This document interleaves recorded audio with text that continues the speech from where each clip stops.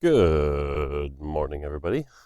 This is Walk the Dog with Riot Mort, and it is Monday at 5:30 a.m. It's Azir's favorite time. It's dark, which means he doesn't have to look at my face. All right, it is Monday, and I am up early because I'll be honest with you, I'm kind of excited. I get to go back to work on TFT. Um, yeah, so basically, obviously, I can't get into too much, but the main thing that the other team wanted me to do, I got done pretty quick. That being said, I'm still going to be helping that team about 10 to 15% of my time, because the main thing they actually needed from me is leadership training, if anything. Um, I've been doing this a long time, and I was able to give them some advice on how to move things forward, and they found that helpful.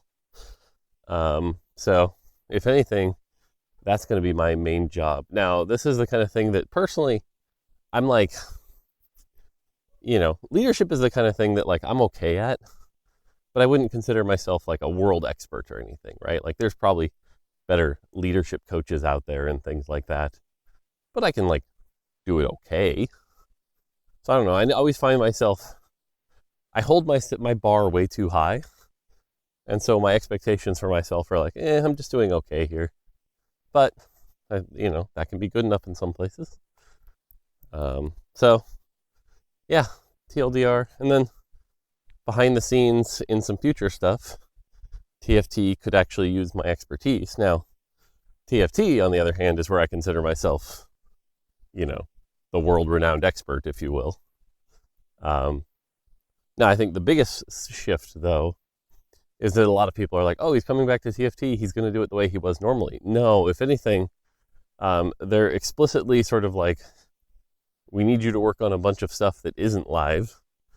Like this morning, I'm just going to be working on a document, but it's an important document, and you guys will like this document, I promise.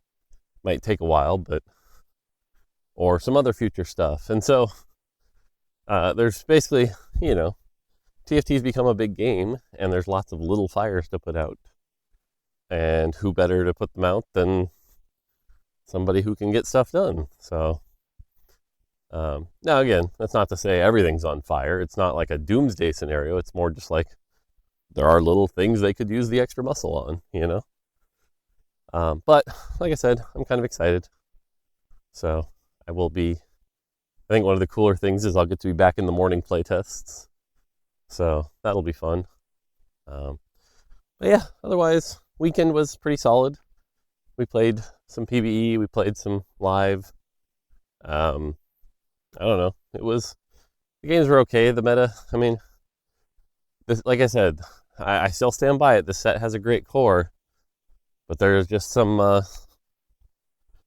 the thing I talk about that I don't know that even my boss or my boss's boss fully agree with or comprehend is that TFT is the kind of game where the core is solid for sure, but the details matter a lot, and there's a lot of content. And when you get the details are off on any particular small amount of content, it can throw the whole thing up for a loop, and this can be something as simple as one champion is undertuned or overtuned or an augment, and so there's a lot of nitpicky details you got to get right. So it's a challenge. But again, what I will say is the team's really crushing it on the effort side of things. They're really giving it their all. It's a hard freaking problem. So to those of you out there who have been giving them constructive feedback, appreciate it. That's good stuff. Let's see. The other fun thing is that I'm sure you guys have seen the news, but League of Legends has one of their product leads who's been on Twitter, Drew Levin, and everyone's been really excited about it, and it's been a really positive thing, and that's awesome. And the league community feels like they're being listened to, which is great. and it's awesome. It's really, really good. There's a small part of me that's just sort of like, guys, I kind of told you this is how it works, and this is a good thing. And even Drew was sort of like, yeah, I was inspired by Mortdog, and I just did this, and which felt pretty good. But also, I wish more companies could figure this kind of stuff out. I don't know. It just seems like talking to your passionate players about your game seems like a pretty good thing. It is a lot of work, and I'm sure, if anything, Drew Levin can tell you about how much time he's putting into it, but it's still a good thing. So, yeah. So that's some of the behind the scenes stuff going on. But yeah, for me today, I'm just excited to, literally all I'm supposed to do is work on a document, but I've been spending the last week thinking about how I'm going to approach this document. And I'm kind of just excited to sit down and start cranking it out. There's probably a Gen Z joke there somewhere. But anyway, yeah, so I don't know. I'm excited. Playtest document. The only thing is today I do have a lot of meetings, a lot of welcome back, plus still some interviews for that design position. Now that we have the week off back from the leadership retreat, those interviews are going to kick back up again. We've been doing a lot of those. And man, the thing is, when you get a bunch of excited people who really want this position, but the bar is really, really high, and so when you only have a couple spots and you're interviewing 30 people, well, that's, anywhere from 20 to 30 disappointed people. So a lot of disappointment, which feels bad, but it's what it is. It's a hard spot to get, So anyway, I don't know. I'm talking in vagueness. I guess that's one of the other negative things is that, I can't talk about immediate problems that players are experiencing right now because that's not the thing I'm supposed to be focusing on. I'm supposed to be focusing on maybe some longer term pain or a longer term thing that will surprise and delight you. But I can't talk about those. And so there is this awkward, treading the line of what I can say and what I can't say. But either way, I don't know. The point is, I've not felt like myself for the last month, even though I've been doing good stuff. But so I'm kind of excited to get back into my groove. But then there's also the whole wow, you've been doing this for 6 years. Have you accidentally made it so you're just a TFT guy now? I don't know. So, but again, I don't think so because I was doing good work, but I don't know. Anyway, let's answer some questions. I've been jabbering on for a while now. All right, first question. What are your thoughts on Crownguard as an item? And the person who asked this question seemed pretty negative on Crownguard because they were it's supposed to be a tank and an AP item, but it doesn't do either well. So I actually love Crownguard. I think Crownguard is a really well-designed item. I'm not saying the tuning is perfect, but in theory, I love Crownguard. Crownguard to me says, hey, you know how Warmogs is just have a bigger health bar? And we've added HP scaling so that this isn't as true anymore, what I'm about to say, but it was more true in the future, or in the past. But HP was just sort of HP. It didn't really change much. But Crownguard is a little less HP, because you get that shield, but it also makes your ability better, right? The AP means every time you cast your spell, it's better. And so if you had a tank that had an ability that you wish could be stronger, that was a good thing, right? And so Tarek, right? Tarek who would shield himself, and the shield was based off his AP. Well, having a Tarek 3 with a Crownguard is a good thing because you get that giant health shield, which can be on par with a Warmog. And every time you cast your shield, it's bigger. And that's a cool concept, right? Because most tank items, actually, better comparison here is probably Bramble. Bramble is just stay alive longer. Crownguard is stay alive longer and do your ability better. And that's cool, right? Like the abstract version of an item that says, be tanky and your ability is better is great. Now, could it be better? Maybe. Because if we think about that fantasy, right? Like let's take Mundo, for example, on live. Or, Mundo is that same 2-cost Garen archetype where it's like every time they cast, they gain more HP and it scales with AP.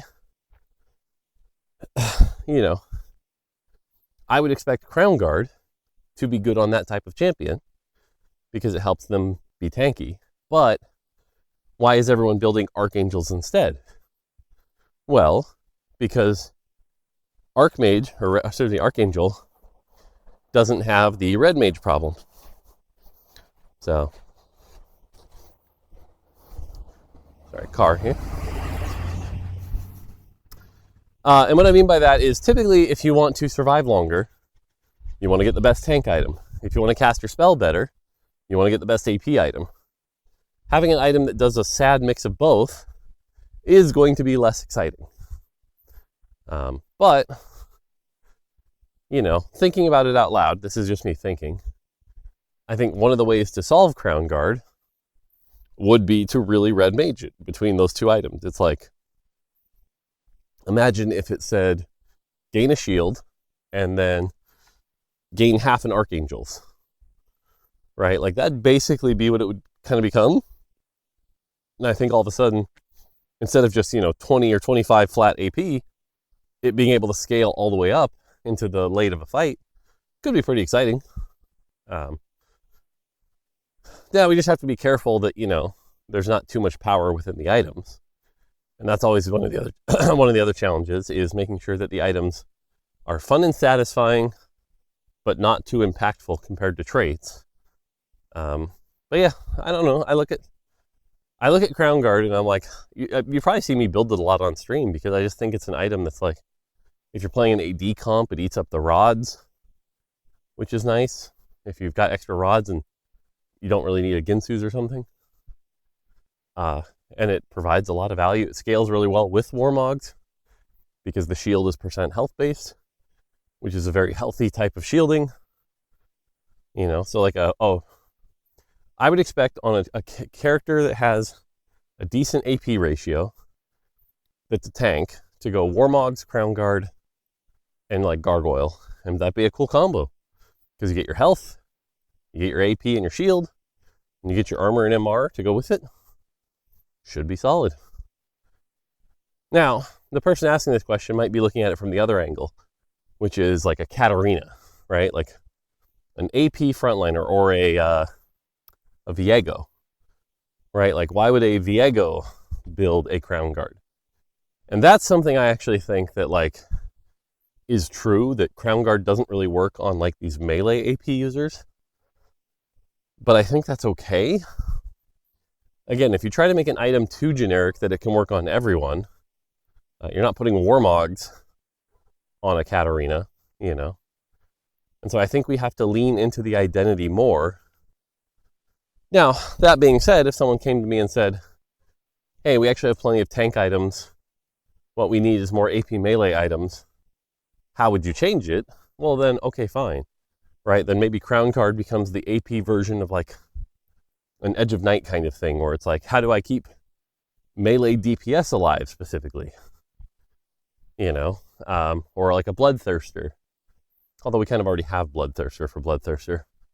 Not that anyone's building Bloodthirster right now, but So again, high level here. I don't know. I like Crownguard. I think it's a healthy item. I think if anything, you could argue that we haven't made it clear, guys, it's a primary tank item and it's supposed to be a primary tank item. And again, is the tuning off? Maybe. I haven't looked at it too in depth recently. Is the shield supposed to be a tiny larger or last a little longer? Maybe. Should the AP be something a little more Archangels-like to promote a fantasy? Maybe. But overall, I'm not too worried about it. And if someone came to me and said, I want to completely rework it, I'd probably say no, because it's a good item. I don't know. Light rework, sure. But I don't know. I think Crownguard's here to stay. I feel positive about it. So. All right. Next question. Do you get recognized as Mortdog in public? The short answer here is very rarely, but yes, it has happened more than 10 times now. I can count more than 10 times it has happened. It is not common. It is not common at all. Like, Mr. Beast had a good video on this recently I saw, where he was like talking about how when he had like 1 million subs, he'd go out in public and maybe like 1 or 2 people would see him. And, you know, I'm not as big as a 1 million sub YouTuber. The game dev circle is not exactly a poppin' circle for notoriety and people who leave their homes. So I don't get noticed that often. But in Mr. Beast's thing, he was talking about how, you know, at 1 million, it was fine. At 10 million, it was like you'd go out and like maybe a small line would form. And you would take like 10 or 15 pictures every time he went to Walmart. But then when he started hitting like 100 million, it was like he couldn't go anywhere without being mobbed and people, you know, begging him for money and whatever. And like now he has to like go out in hiding and stuff like that. And it's like, there are levels of fame.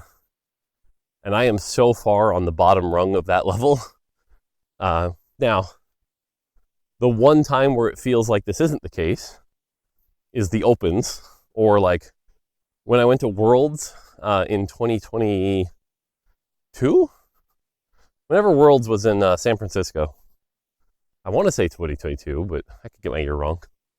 But I remember going to that event and being very well recognized. Or like I said, the TFT Opens, like duh. If you're going to a TFT Open, you know who Mortdog is. Like that's fine. But if you want the actual weird stories, the 2 I'll tell you. The first one is this was in California. We were still in California, and I pulled up to a Jack in the Box drive-thru. I was getting my family Jack in the Box, and the guy recognized me. He was like, "Oh, yo, are you Mortdog?" I was like, "Yep, I'm Mortdog." He's like, "Oh, that's so sick. I'm getting Mortdog's food, guys. I'm getting Mortdog's food." And everyone kind of looked at him weirdly. So that was pretty funny. But the other one, and this is my favorite one, because when I tell people that, like, yeah, people recognize me in public, my family, who I've grown up with, you know, since I was a kid, they find that very hard to believe. It's just like hard to quantify that that nerd kid might be sort of well known. But one of these times, we'd been in Washington maybe 2 months, but I took my 2 sisters to the casino around here. We were just having a, you know, sibling day. So it was like my sister, her husband, my other sister, her fiance, and then my wife and me. We all went to the casino together. And we were walking around playing whatever. And I'm standing next to them. And all of a sudden, these 2 guys walk up to us and they're like, "Yo, Mortdog, are you Mortdog?" And I'm like, "Yeah." And they're like, "Oh, that's awesome. Can we get some pictures?" And which was great. I took some pictures with them. You know, and they were like, "Oh, what are you doing here?" And I'm like, "Oh, I'm just visiting family, you know, not really revealing that I now live around there or whatever at the time. But I'm like, "Oh, that's awesome. That's awesome." And the whole time I'm, you know, being nice and pleasant. And my sister and husband, you know, are right there on the side sort of going, "Did that just happen? That's so weird." And so now they have that story of when they were hanging out with me and just random people walked up and went, "Are you Mortdog?" So like now they actually believe me that like this is a thing. I'm not just like stroking my own ego or something, talking about whatever. It's like, no. I'm like, it happens. But yeah, so like I said, it doesn't happen that often though. In fact, I think the other common place it tends to happen is airports. If I'm traveling for work, I feel like airports have so many people that like 1 or 2 people might notice me, and so like that happens, especially at LAX. But that might also just be confirmation bias because I'm at LAX a bunch. But yeah, so do I get recognized in public? Yes. Is it often? No. Do I consider myself famous? No. Not at all. I'm still just a guy. So But if you do see me in public, oh, that was one other one that happened recently I thought was funny. I went to the mall near here. It's a very small mall. It's like a dying mall, basically. But it's where the movie theater is, and it's where my friend's local card game shop is that he owns. I grew up with him in high school, and he owns that card shop now. So I was there buying some cards and going to a movie. And I guess somebody later came on my stream and was like, "Were you at the mall yesterday?" And I was like, "Yeah." And they were like, "Oh, I saw you there, but I wasn't sure, and I didn't want to, disturb you." So it definitely happened here, even in my small town. But if you do ever see me and you want to say hi, feel more than welcome. I'm happy to interact with the good folks. So, and like I said, generally 99% of you are awesome anyway. So happy to say hi. But yeah, definitely a weird thing. And I don't know. Thankfully, I don't see myself getting any quote unquote more famous. So yeah, anyway, there you go. All right, next one. From a business perspective, is it better to have a few engaged players or lots of casual players? Okay, so this is a fun one that I'm not sure a lot of gamers want to necessarily hear, certainly engaged gamers, but you asked it, and you asked it in this way. You said, from a business perspective. Okay, now what does that mean from a business perspective? I am going to quantify that as a business perspective means earning enough revenue to sustain the business to continue to further the business, right?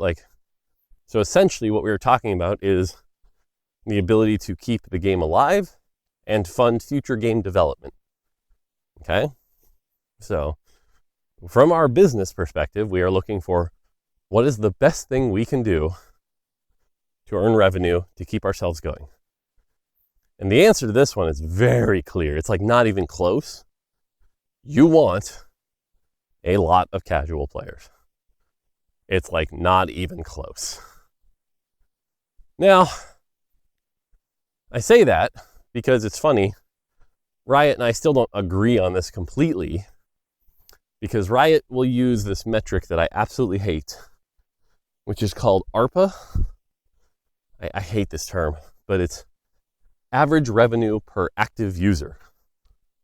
And so basically what that number is if you have 10,000 players and you made $10,000, your ARPA is $1. Okay? So games with a high ARPA are considered good. And if you look at that metric, it is possible for some games to be better than others at converting users into spending money.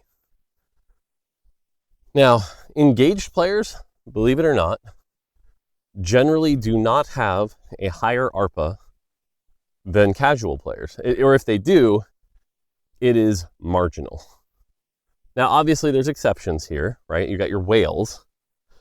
But, because obviously, someone's going to be like, well, what about games with whales? Right? I'm not saying it's not possible to sustain a game with few engaged players.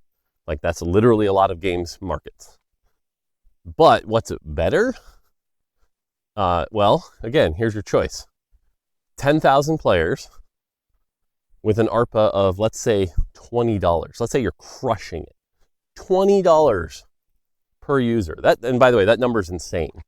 A good number here is anything over $5. Okay? So you have 10,000 players and you've got a 20 ARPA. You're milking those players. It's going great. Well, that's $200,000. Now you have another game that has 2 million players, but your ARPA is only $1. You're not very good at converting. 2 million times 1 is still 2 million. 2 million is greater than 200,000. Just saying. And then that's only for live service stuff, right? Now, let's take it Smash Brothers, right? Smash Brothers is, I think, one of the best examples of they do insanely well compared to other fighting games because they have a large portion of people who buy the game, play it for a few weeks, maybe play the single player, maybe whatever. They're not looking for their hardcore fighting fans. How many copies do they sell? Oh, right, 20 million plus.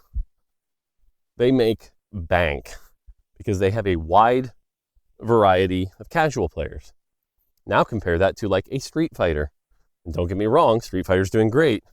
Street Fighter's not selling 20 million copies, right? Like the casual player base, especially if all of your revenue is upfront in the upfront purchase, is going to be way more profitable.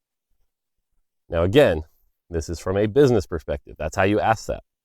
I am not saying that is the only valid strategy, right? Because one of your business goals could be brand affinity, right? And so if you're in this for the long term and you're trying to build up your brand affinity, maybe making a game that only appeals to a small amount of players, but is like highly resonant, builds a lot of trust with the the community, is a good thing for your business because it's building up that brand affinity. This is where Nintendo, I think, also gets a lot of it right, because a lot of the games they release, they know are not going to be like record-breaking or, maybe even make their money back. But by releasing more games, they build up the brand affinity that Nintendo releases a lot of games. Now, keep in mind, I'm saying this as if it was like 10 or 15 years ago, Nintendo. Nintendo's a little slow nowadays also. But 10 or 15 years ago, Nintendo was like, we release a lot of games. Some of them will do well, some of them won't. But we build up this reputation of building lots of games. And that's okay. That builds up our brand. And that's the business model we're going for, so that we can sell lots of consoles and beat lots of our competitors. Right? So like I said, there are other strategies. It is not literally a one-size-fits-all. And that's one of the other things, is that nuance is important here. But again, at a high level, if you're making a brand new game and you're like, what do we want more? A small group of players or a giant group that's widely appealing? And I think, hilariously enough, there's some really good recent examples, right? Like Among Us, right? Like, do you think Among Us is sad that their casual player base kind of moved on? I mean, sure, but are they sad it happened? Hell no, right? They made bank from Among Us taking off. Fall Guys, probably pretty similar, right? Where it's like they had their moment, they made a gajillion dollars or whatever, and now people have moved on and no one plays it. But that's okay, right? Not every game needs to be a forever game. And they're happy all those casual players came, had fun, and made their business profitable. So, yeah, I think the answer is always if you can go widely appealing. Now, again, this question was asked from a business perspective. It is totally possible. Like, imagine, this is a hypothetical example here just to illustrate the point, but imagine I retire. Like, I win the lottery and I decide to retire. And I don't need money. And so, rather than needing to make a game from a business perspective, I'm doing it from a passion perspective. Well, then I have the freedom to just go, you know what? I'm making this game for the other 10,000 Metroidvania players who love Metroidvanias, knowing full well that most players are not going to play this game because it's not for them. And I just choose to make that game. You can do that, right? Because you have the freedom of not being tied to the needs of the business. But let's not kid ourselves. That is definitely not the right choice for a broadly appealing game. And interestingly enough, if you've ever tried to, like let's say you wanted to go to Riot and pitch a new game to work on, these are the kind of things you have to ask yourself, right? Like, people always joke, why don't I ask Riot to let me make my Metroidvania? Because from a business perspective, it's a terrible idea. It's a very narrow audience and a very old thing. Not a lot of people out there right now, especially in Western markets, want to play 2D side-scrolling exploration games. But more Hollow Knight. Yeah, I know.